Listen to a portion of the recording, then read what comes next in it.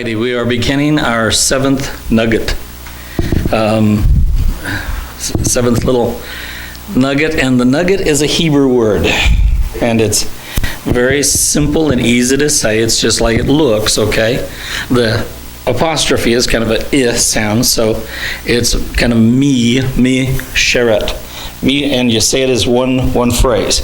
Me sheret. Just like a child would say, me sheret. Okay, me share it with you. It's me share it. And I have a picture there of a man on a camel and a horse, and it'll be self-explanatory why once we get into our study, okay? So let's go ahead and get studying. Let's look at Moses and Joshua. Moses and Joshua. Let's see. Let's go to Exodus 24:13, please. All right, Exodus 24:13. So Moses arose with Joshua his servant, and Moses went up to the mountain of God. The word servant there is misheret, okay? Misheret, his servant. The word misheret is different than just about any other word when it comes to being a servant or a slave or a companion, but it's the word misheret there. And Moses went up to the mountain of God, all right?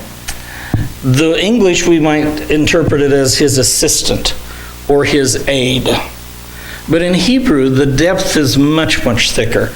It is like being a porter or a valet or the minister to someone as an assistant. It's to wait upon them. And one of the easiest things that I could think of in our vernacular is like a squire would wait on a knight. He would be dedicated to him for life. I am your servant. Now, you're not a technical slave.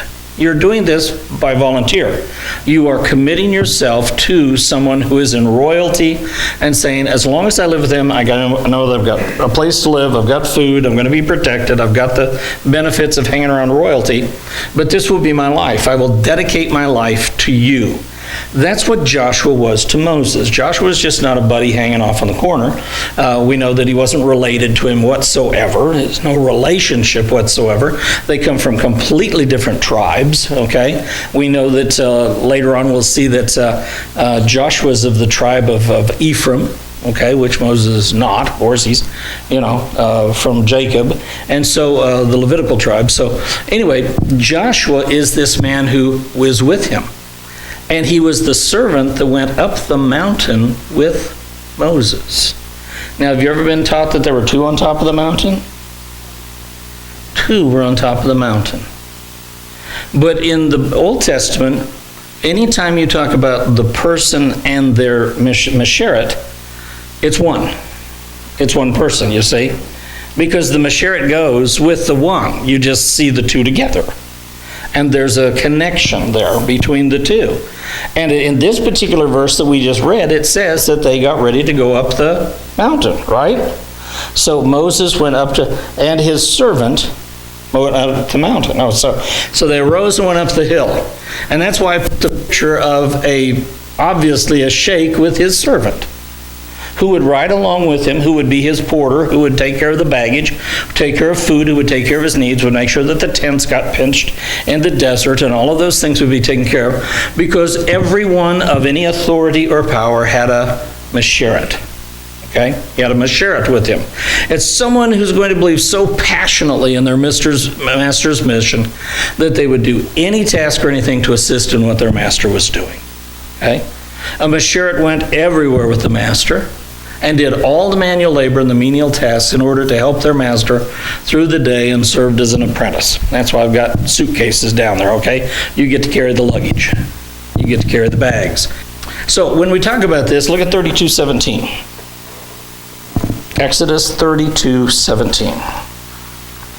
16 says, the tablets were God's work, and the writing was God's writing engraved on the tablets. Now, when Joshua heard the sound of the people as they shouted, he said to Moses, wait a minute, where are the two of them at then? They're on the top of the mountain. You see, it confirms that Joshua was there.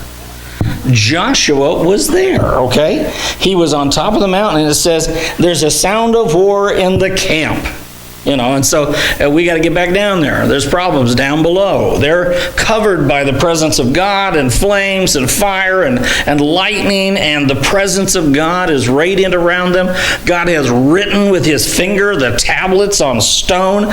They're looking at the stones and going, the tablets were God's work in verse 16. The writing was God's writing engraved on the tablets. And then they hear the sounds of battle down below.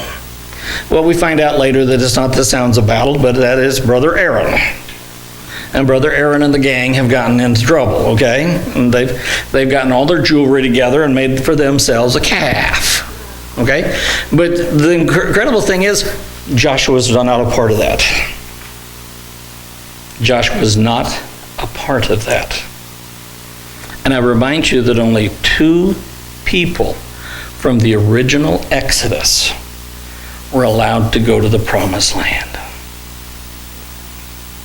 Only 2. Joshua and Caleb. Right? And I remind you that there were only 2 spies who came back with a good report. Joshua and Caleb. Not involved in the sin below, not involved in the problem, and also had faith in God. So, here he is, his servant, his Misharit, okay? Misharit. Exodus 33:11. Thus the Lord used to speak to Moses face to face, just as a man speaks to his friend.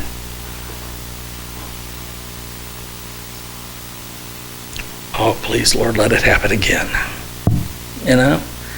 If Moses got to, wow. Used to speak to Moses face to face, just as a man speaks to his friend. I don't know, I've heard someplace in the Bible that he's no respecter of persons. He's the same yesterday, today, and forever.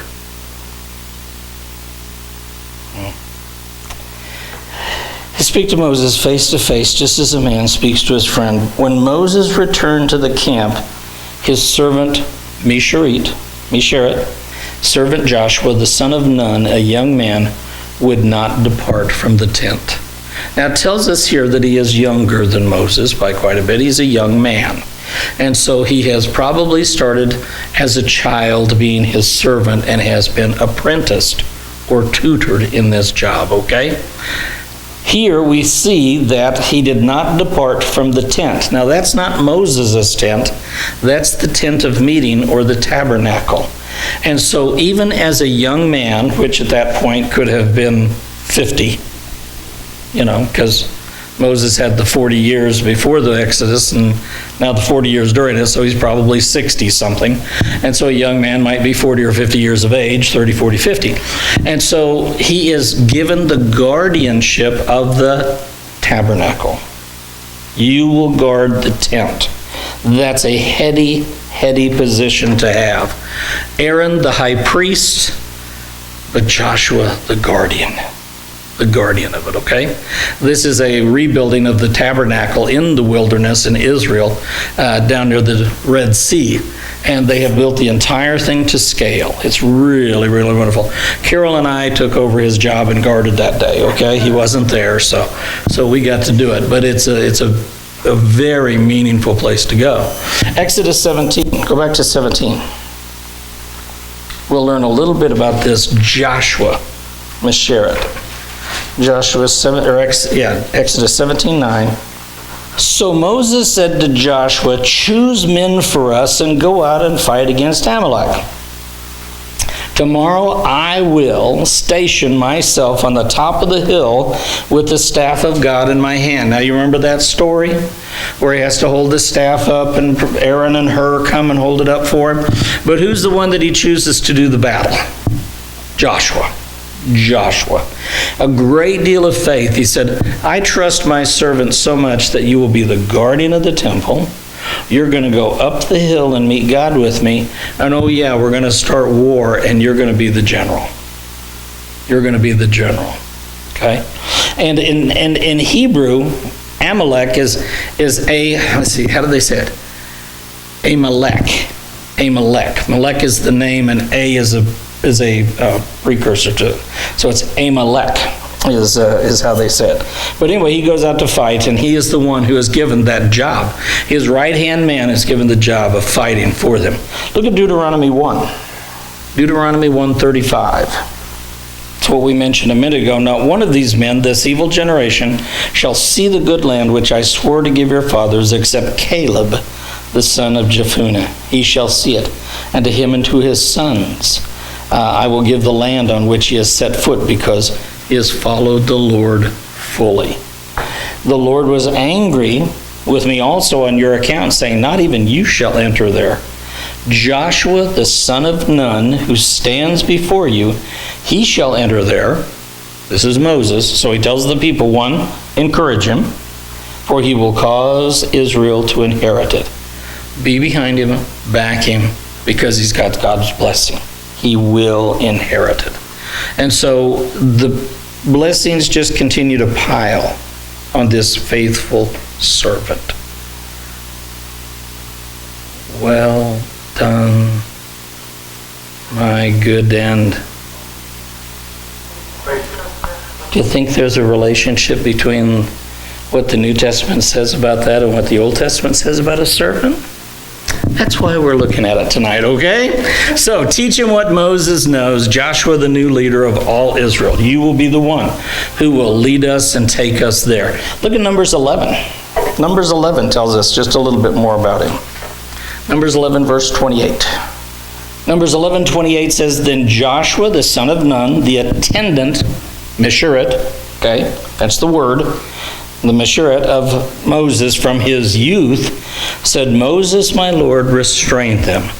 Now we know that it wasn't from Moses' youth, because again, he's already 40 when the Exodus happens. But Joshua was chosen as a boy to be his attendant. Again, remember in the Middle Ages, when someone was going to be a squire or someone to royalty or to a knight, they were picked as children. Their parents would give them to royalty and say, we can't afford this kid, you take him, you raise him, God bless him, you know, because all he's got here is poverty. And if you could get your kid to be a squire or a servant for royalty or nobility, at least you knew they were going to have a house and be fed. Yes, they may be beaten, yes, they may be starved, yes, they may be blamed for things, you know, as the whim of royalty could be. They may not have a perfect life, but at least they're not going to starve back at the old home front. Okay. Of course, in the United States, we've seen things like that where in the teens and the 20s, during the Depression and the Dust Bowl, children were given to relatives to raise, you know. In the 40s and 50s, you're right. The children were given to aunts and uncles and cousins to raise because we can't. We just cannot do it. And so this happens sometimes. So from his youth, this little boy, Joshua, has known really one parent. He's known one person, and that would be Moses. Can you imagine? Just being raised as his gopher. So he'd been at Moses' side since his youth. Mesheret, that's the word. That's the word being used. All right, let's go to Joshua 1. Joshua 1. Joshua 1, 1, 2, and 3.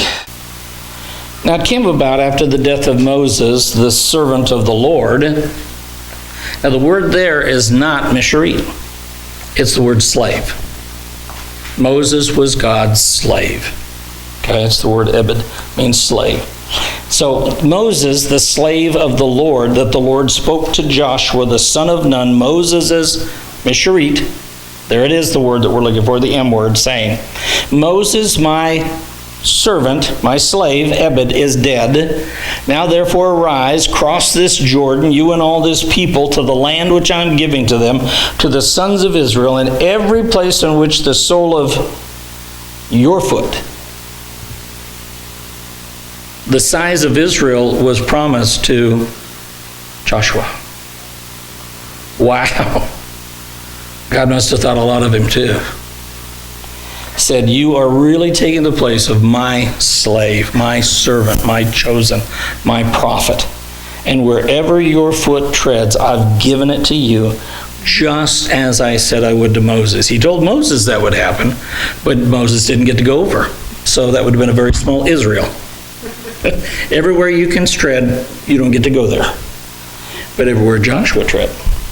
And remember, Joshua was a spy and went clear all the way to the northern border, to the southern border as a spy. He'd already tread the north and the south. And he's coming in from the east, and now he's moving towards the west. Pretty cool. Pretty cool, okay? So, here even God has called Joshua Moses' Mesheret. That word has been used by God to say this is his aid. You are the Mesheret Moshe. Moses, the servant, the apprentice. Look at Joshua 3 verse 7. Now the Lord said to Joshua, this day I will begin to exalt you in the sight of all Israel, that they may know that just as I have been with Moses, I will be with you. The importance of Joshua and to the Jewish faith is so huge and so strong. In fact, did you know that Joshua is probably more important in the Muslim faith than he is Christianity? In Christianity, we see, okay, yeah, he's the one that went and whooped the, we're kind of a little worried about talking about Joshua because he's the one that killed all those people. I mean, really. When we start talking about people of other religion and saying Christianity and God is love, oh yeah, then Joshua killed everybody in the land from north, south, east, and west and made sure that there was nobody left behind in some towns. We kind of cringe at that sometimes. Christians kind of get a little weak-kneed and go, do we really want to bring that up, and because we don't like that about the Muslims, they think they're all about that, and we don't want to look like that, and so sometimes we throw the baby out with the bathwater. But the Muslims look at Joshua, even though he cleared the land of Canaan, they see him as an equal prophet of Moses. They see him as a big dude, because they really respect the military. They respect the military might. I mean, what do you think all those little sheikhs out there with their little tribal groups running around on their camels with swords and guns were doing? They were establishing military might with one another. They were setting their turf out. And so they kind of respect that about Joshua and see him as that. And so here again we have that apprentice and squire relationship that is being talked about. You can use the word here, Talmud. The word Talmud means to study. And one of the major books that Jews study is the Talmud, which is the commentary of the Torah, the commentary on the books of the Bible. And so, that means the study. Talmud is the one who studies the Talmud. The Talmud is what we study. Talmud is the one who does it. And so he could have said, you studied under Moses and you were a good student and you really did well, and so I'm going to honor you. But that's not what he said. He called him Mesheret. He called him the apprentice. This is important because God called Moses his Ebed, slave or servant, one who really doesn't have a choice. Once Moses signed on to this thing, he lost just about all of his choice. God made sure that he was at the right place at the right time to do the right stuff, even when he was unwilling sometimes. And this is why it was so important that Moses had the opportunity to negotiate with God, because he was a slave with rights. He wasn't just an automaton that had to do it. God gave him the ability to be the honored slave. In other words, in Rome, and even in the Middle East today, sometimes you have an advisor who tells you what no one else will. Know what I mean? If you're the sheikh with the big sword and all the camels and everything, and everybody's a bunch of yes men in a corporation, and you got that one advisor that'll come in and say, are you out of your mind? What are you thinking? Everybody's got to have one of those sometimes, And Moses was that. Moses had that kind of slave relationship. But we could be Mesheret, we could be Talmud, we could be Ebed, okay?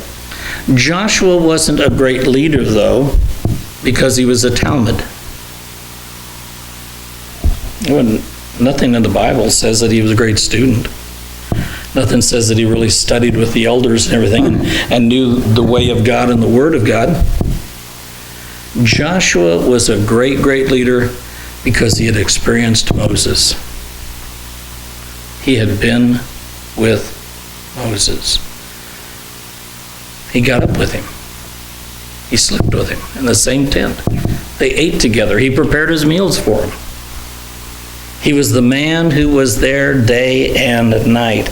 And God is saying, sometimes it's not what you know, but who you know that's important. Misharit is about relationship, not about study. Can you see what's foreshadowing in this word, Misharit? That we can be disciples and know all kinds of stuff about God. Or we can know God. You see? Now, once I know him, I want to know more about him. But just think about one little passage that Jesus uses. My yoke is easy. My burden is light. Come and learn of me. Of me. Come and experience me. Don't study me. Come and hang out with me. Be a part of me. Okay? He'd experienced Moses because he'd carried his luggage. He'd waited on him hand and foot. He'd slept and ate in the same tent. He had even gone to battle for him. That's more than reading a book about somebody, isn't it? You can read the biography, or you can write the biography, the autobiography. You can write it about somebody. He'd done his apprenticeship directly under the master. No one could speak of Moses like Joshua. Not even his own brother Aaron had an intimacy like Joshua had. Well, we see the same relationship with Elijah and Elisha. Elijah, the great prophet, prone to depression. He's prone to depressive times, prone to woe is me-isms. God told him to dry up a time or two. I'm the only one left out here, I'm the only prophet. And God goes, dry up. I got thousands out there. You're not the only cherry on the tree anymore. Okay, so 1 Kings 19. 1 Kings 19, 9 through 21. Long passage here, okay? 9 through 21. Then Elijah came there to a cave. He's running from Jezebel, by the way. He's run away from Jezebel, and he's already had his Baal experience on Mount Carmel. Then he came there to a cave and lodged there. And behold, the word of the Lord came to him, and he said to him, "What are you doing here, Elijah?" And he said, "I've been very zealous for you, God, the God of hosts, for the sons of Israel have forsaken your covenant, torn down your altars, and killed your..." In other words, I have been busy like you cannot believe. Let me tell you how busy I've been. I've been making up for all this messed up Jews you gave me, okay? My goodness, just let me list how busy I've been. They torn down your altars, killed your prophets with the sword, and I alone am left, and they seek my life to take it away. So he said, "Go forth and stand on the mountain before the Lord." Behold, the Lord was passing by, and a great and strong wind was rending the mountains and breaking in pieces the rocks before the Lord. But the Lord was not in the wind. And after the wind, an earthquake, but the Lord was not in the earthquake. And in the earthquake, a fire, but the Lord was not in the fire. And after the fire, a sound of a gentle blowing. When Elijah heard it, he wrapped his face in his mantle and went out and stood in the entrance of the cave. And behold, a voice came to him and said, "What are you doing here, Elijah?" In other words, I already asked him once. Then he shook all the blessings out of that mountain. Can you imagine going through all of that? You've just told God, poor me, and there's earthquake, and there's tornado, and there's fire, and there's volcanoes, and there's all kinds of stuff happening. And then God says, "Now, why are you here? What are you really here for?" said, I have been zealous for the Lord, the hosts, the sons of Israel, forsaken the camp, torn down the altars, killed your prophets, and I alone am left. The Lord said, go return on your way, you whiny cat, to the wilderness of Damascus. And when you have arrived, you shall appoint Hazael king over Aram, and Jehu the son of Nimshi you shall anoint king over Israel. In other words, you are still my prophet and walk in power. I have not lifted my hand off of you. You are going to go to foreign people and anoint their king. That's the power you have. Because they had respect for the prophets of Israel. Even the enemies of Israel were scared spitless when the prophet spoke. Right? Naaman the Syrian came, even though they were enemies, and said, you're a prophet, I think you can heal me. The respect of the prophets was so profound. Go to Damascus and do all of these things. In verse 15 at the bottom half there, Jehu the son of Nimshi you shall anoint king over Israel, and Elisha the son of Japhat of Abdel Mahalah you shall anoint as prophet in your place. It shall come about, the one who escapes from the sword of Hazael Jehu shall put to death, and the one who escapes from the sword of Jehu Elisha shall put to death. Yet I will leave 7,000 in Israel, all the knees that have not bowed to Baal, and every mouth that has not kissed him. So he departed from there and found Elisha the son of Shaphat, while he was plowing with 12 pairs of oxen before him, and he was on the 12th. Now that does not mean he's got 12 oxen in a line. It means he's got 12 workers who have 2 oxen each that are plowing his field. In other words, we're in Beverly Hills. Okay? We're on Rodeo Drive, Israel. There are 12 teams of oxen, and Elisha himself is on the 12th. He's out there himself. But he's got 11 pairs of oxen. He's got a field so big, and he's got so much land that he actually has 11 tractors running at 12 tractors running at one time.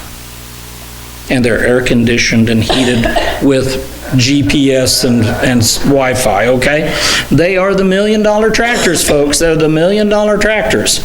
They are the high dollar tractors, and he's out there, and he is Mr. Money Bags. 12 pairs of oxen before him, and he is with the 12th. And Elijah passed over to him. He went through all the 11, said, excuse me, pardon me, excuse me, walking over the plowed ground, excuse me, pardon me, excuse me, got to get over here to Elisha. And so he crosses over and makes his way over there, and he throws his mantle on him. He takes his cloak of prophet off, which was a kind of what we would call a serape, kind of a wrap, okay? And he took the wrap and threw it over him like he had done in the cave when he was in God's presence. In other words, the presence of God that is on me, I am now putting onto you. Farm boy, rich farm boy, you are about to become the prophet. Big pronouncement. Doing it in public before all of the other workers. He threw his mantle on him. He left the oxen and ran after Elijah and said, please let me kiss my father and mother, then I will follow you. In other words, I'm not even going to pack a bag. I am not even going to pack a bag. Let me go in, kiss mom and dad, and I'm with you. I am with you. And he said to him, go back again, for what have I done to you? In other words, I didn't make any promise to you. You didn't make any promise to me. I'm heading down this road. If you want to come, you follow me. So he's not rebuking him. He's allowing him to go back. He's saying, we have no strings at this point whatsoever. No strings. But if you kiss them goodbye and follow me, that's it. Gee. And the disciples left their nets and their boats and all that they had, and they followed him. Come, follow me, was all the Lord said. So, go back again, for what have I done? So, He returned from following him, verse 21, and took the pair of oxen and sacrificed them and boiled their flesh with the implements of the oxen. In other words, he was in such a hurry, he just took the plow and broke it and started a fire off the wood of the plow. There's no time to even go cut down a tree. Bust up this plow, start a fire, and throw that baby on there. Wow, this is a committed man. This is a man who knows that he's about to leave it all and is for it. He's for it. So they sacrificed them and boiled their flesh with the implements of the oxen and gave it to the people, and they ate. Then he arose and followed Elijah, and Misharit became his apprentice. Became that. He's not going to be his Talmud. He's not going to be his student. He's not going to be his disciple that learns of him. He's going to be his servant that says, wherever you lead, I'll go. He was his apprentice. He was his servant. 2 Kings 3:11. Okay, so 2 Kings 3:11 says, but Jehoshaphat said, is there not a prophet of the Lord here that we may inquire of the Lord by him? Jehoshaphat always sounded a little bit like John Wayne to me. But anyway, hey, pilgrim, is there no prophet here? You know. So to inquire of the Lord by him. And one of the king of Israel's servants answered and said, Elisha, the son of Japheth, that is here, who used to pour water on the hands of Elijah. He used to help him wash his hands. He used to serve him. How was the dinner tonight? Let me get the water and pour so that you can wash. Let me do that. You know, and the washing before the meal so that they would be kosher and cleansed. This was the man who served him every meal of his life. He's been there. He is his apprentice. He's his servant. And everybody knew when he said that, everybody said, Jehoshaphat said, the word of the Lord is with him. He's been this to Elijah. They knew what that meant. It meant something meaningful to them. Not book smart, but he's walked with and he has served Elijah. Well, Elijah had a servant, GEHAZI. Not the best guy in the Bible. Arrogant, crooked, really kind of crooked. But here's Elisha. He says, if will you give me the double portion of your blessing when you die, Elijah? And Elijah said, boy, you're asking a lot, man. I don't know that I have the authority to do that. I really don't. But the Lord's telling me that if you'll see me when I'm taken, that he'll do that for you. He'll do that. And so, don't you know that as close as Elisha had been to Elijah, he got closer? I mean, really, think about it. I've been this close to him, but now God has said, if you'll see me when I'm taken, when's he going to get taken? You're sleeping with one eye open. You know? You're sitting up at night going, is tonight the night?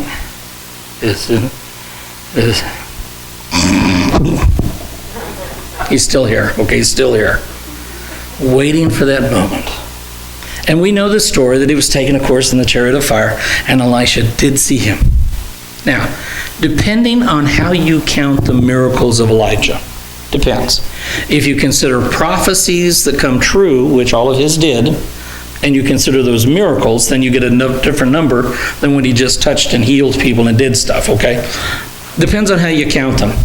But either Elijah had 7 miracles and Elisha had 14. Or Elijah had 18 miracles and Elisha had 36. So it doesn't matter how you count the miracles. If you exclude the prophecies, he got twice as many. And if you count the prophecies, he got twice as many.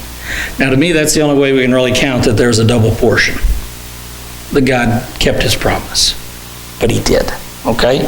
And so he had this double portion for his servant. Look at 2 Kings 2:20, or 5:20, I'm sorry. 2 Kings 5:20. 2 Kings 5:10, he says, "But Gehazi, the servant of Elisha, the man of God, thought, Behold, my master has spared this Naaman, the Aramean, by receiving him from the hands what he brought." In other words, Naaman wanted to give him gifts, and he said, no, I don't take gifts for this. This is God. And Gehazi goes, heck fire on that. Are you kidding me?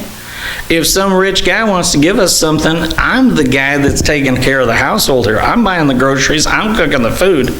I could use a little more pocket change. This would not hurt at all, okay? "Behold, my master has spared this Naaman the Aramean by not receiving from his hands what he brought. As the Lord lives, I will run after him and take something from him." So Gehazi pursued Naaman. Well, you know the story. He says, I'm gonna do this. But when it says the servant of Elisha there is the word Na'ar. Na'ar, which means a young boy, a lad. He's too young to be the apprentice, but it's probably how Joshua started out. You see, Joshua probably started out as a Na'ar and grew into the honor of being the Mishret. And so we probably have a young boy who's very immature, who is he might have been a street urchin, who knows? Maybe he's an orphan. We don't really know much about his background and his history. He just kind of shows up, as attached to Elisha. But he's kind of saying, it wouldn't hurt to have some coin, and I'm going to help the master out. And so this Na'ar makes a very childish mistake. 2 Kings 4, go back one. "Now a certain woman of the wives of the sons of the prophets cried out to Elisha, 'Your servant, my husband.'" Now the word there is slave. It's abed, one of your slaves. This is not just a person who likes Elisha and, your servant who served you in faith, in the service. Like, you're someone who followed the teaching. This was a slave. This is a slave that belonged to Elisha, who had his own house, had his own family, and had his own business. But yet he was committed probably in farming or something like that, what we call kind of a sharecropper. He's probably a slave to Elisha in that he gives him land and helps him to farm, but he has to give Elisha a portion of it back. So it's a business deal, okay? Probably a business deal, because it says, "Your servant is dead, and now you know that your servant feared the Lord, and the creditor has come to take my 2 children to be his slaves." You got to be in business to have a creditor, right? So he's probably in business. And so here we have an establishment that there are people around him who are servants, but they are not Mesherets. They're an Ebed, okay? Now, so the Ebed. In verse 8, if we jump down to verse 8, "Now there came a day when Elisha passed over to Shunem, where there was a prominent woman, and she persuaded him to eat food. And so it was, as often as he passed by, he turned in there to eat food. She said to her husband, 'Behold, I perceive that this is a holy man of God, passing by us continually.'" So now we have the story of the Shunammite woman, okay? This woman who is with Elisha. Jump down to verse 12. I didn't want to read the whole passage. We'll just kind of skip through it here. "Then he said to Gehazi, his Na'ar," still a Na'ar, he's still a kid, still not fully Mesheret, not yet, "called his Shunammite, and when he'd called her, she stood before him." Okay, so 43, jump down to 43. "His attendant," here, the attendant is again the Na'ar, "said, What will I set this before 100 men? What will I set this before 100 men? But he said, Give them to the people that they may eat, for thus says the Lord, they shall eat and have some left over. And so he set it before them, and they ate and had some left over, according to the word of the Lord." So all throughout this passage we have Ebeds, who are the servants and the slaves of Elisha, but we also have the one man, Gehazi, who is too young to be an apprentice. Too young to be an apprentice in this situation. Look at 5:26 and 27. 5:26 says, "Then he said to him," Elisha is saying to Gehazi, "Did not my heart go with you when the man turned from his chariot to meet you?" In other words, you were running down the road after the Naaman. I was there in spirit. My heart was with you. I was with you there, even though I wasn't there physically. Is it a time to receive money and to receive cloves and olive groves and vineyards and sheep and oxen and male and female servants? Is that what healing's all about? Is that what the gift of God is all about? Isn't it amazing that the 21st century has kind of made it that way? Haven't they? Made it about olive groves, vineyards, sheep, oxen, male and female servants. Verse 27 says, "Therefore the leprosy of Naaman shall cling to you and to your descendants forever." So he went out from his presence, a leper as white as snow. Now the word used here for leprosy is not the technical term of fingers falling off, noses falling off, leprosy. This was a skin disorder. And impetigo, psoriasis, things like that are very common in the Middle East. Very, very common. They're very genetically linked and passed on, and it's a part of that. And since it's probably one of those then that it was passed on. So what we have here is we've got Gehazi, Elisha, but Elisha can never trust Gehazi to make him Misharit. He's always going to be the kid. And he's proven himself to be incredibly unreliable, to the point that he's cursed. He's cursed. What happens in Jesus' parables to the foolish people who seek after riches and seek after wealth and lay up their treasure in heaven? They're never given the honor that's due. They're never given the position. This is very, very meaningful to the disciples, because as Jesus says this, they're thinking Gehazi as opposed to Joshua. There's a big difference between the two. All right, we're only about halfway through this study. We've still got about another half to go. We've got some other examples to look at in the Old and the New Testament, okay? And so we'll stop with Gehazi and Elisha.